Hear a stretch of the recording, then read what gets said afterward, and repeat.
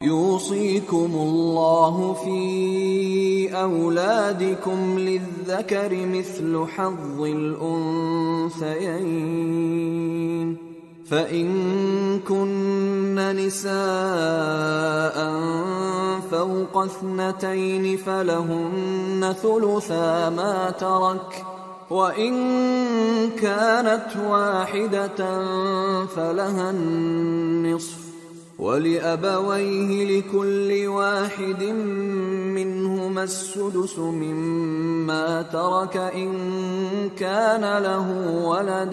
फ़इन lump यकुन लहु वलद ववरिसहु अबवाहु फ़लिउम्मिहि الثुलुث फ़इन कान लहु इख़्वة फ़लिउम्मिहि السुदुस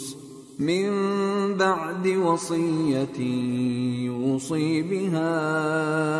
औ then आबाउकुम व अबनाउकुम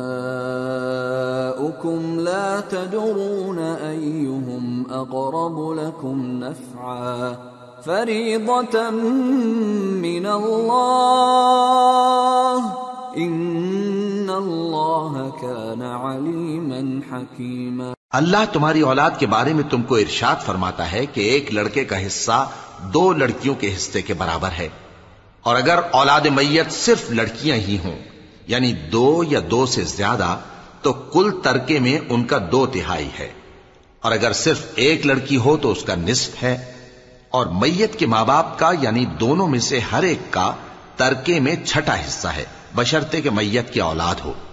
और अगर औलाद न हो और सिर्फ माँ बाप ही उसके वारिस हों तो 1/3 माँ का हिस्सा है,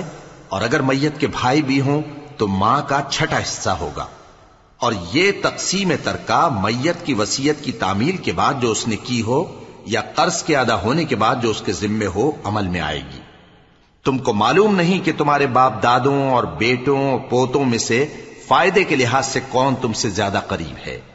ये हिस्से